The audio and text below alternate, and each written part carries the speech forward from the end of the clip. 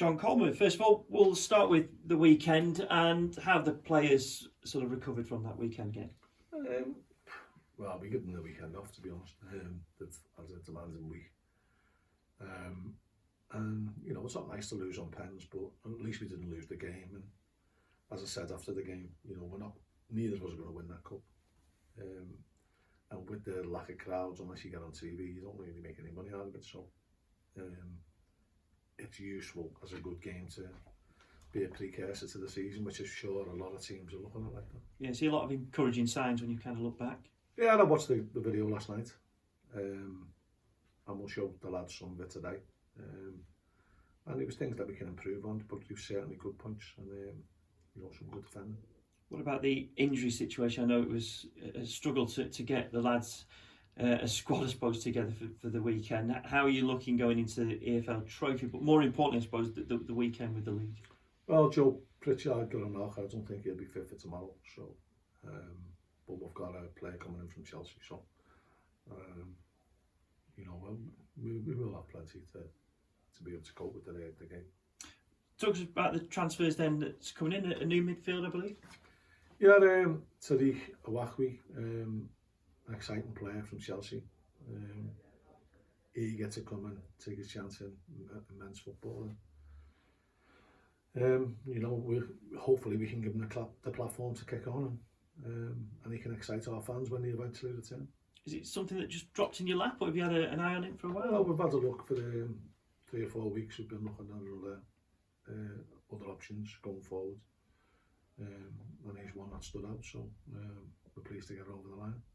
Talk to other managers who say it's just really difficult at the moment because of the transfer window, the salary cap, and kind of waiting for the sort of Premier League and Championship to kind of do their business before League One and League Two can pick up. Is that a sort of a similar feeling that you've got? Well, we still haven't got an idea what our budget is, so it's a lot of guesswork between myself and the chairman. And, you know, Andy Alters, you know, he's quite an astute chairman, and you know, he won't overspend, he won't push the club to the brink, which is the right way to do. And you know, between us, we've got to be prudent with what we sign and how we sign it. I suppose it's best to say that every club in the leagues are in the same situation, really.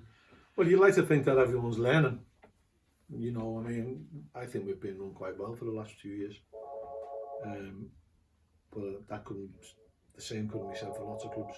You know, we've overspent and pushed themselves to the limits of administration or, you know, non-existence. So you've got to be mindful. You know, fans want instant success, and sometimes they think they can be bought, and we all know it can't. You know, at certain stages money helps, but it can lead to financial ruin, and you know, as Berry sadly encountered the loss of the club. That first competitive game at the weekend, does that give you a nice taste for well, especially with the league starting this weekend? Yeah, and I'm looking forward to the game tomorrow. You know, another chance for us to stretch our legs, work on the system that we're playing, work on the new players. You know, what a lot of people will forget is that, you know, apart from Mark Hughes, who's come back fitter than ever, every other player is under 25. We played on Friday. Obviously we've got James Keneally to come into that, but we are quite a young squad, and that has its pluses and minuses. You know, you experience, sometimes you lack it a little bit, and a little bit of game knowledge and guile to win a game, but on the plus side you've got the enthusiasm, you've got the legs, you've got the fitness and freshness. So I think we're getting the balance right.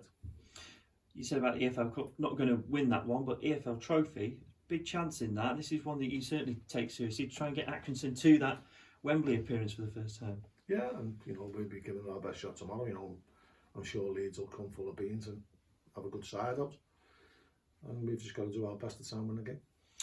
Callum Johnson leaving the club, tell us more about that, how that's come about. Well, he only had a year left in his contract, and Callum thought he'd be better served trying to get himself sorted out this year rather than run his contract down. We didn't get the money that I would have liked for him, but we still got something for him. And, you know, he's been a good servant to the club. He's done really well, and I wish him all the best. You know, I had a good chat with him last night. We both thanked each other for each other's input, and you know, I wish him all the best, and I hope he does well. Although not when we play him. Does that fee that's coming, will that go into a transfer budget? Have you been told about that yet or not? Well, no, the budget's still up in the air, really. You know, we don't really know the full effects of the fallout from the COVID. And until we do, you're just plodding on at the moment. So we certainly won't be earmarking that money to be spent on anything. The goalkeeper situation, what's the latest on that? We've got a couple of irons in the fire. We've got one really strong one that we're hoping. We're just waiting on other clubs getting another keeper in. So we've got 2 third choice keepers from big clubs who are ready to come once they get another keeper in. So, but you know, I've got no hesitation in playing Toby. Toby's done really well, and I think he continues to do really well.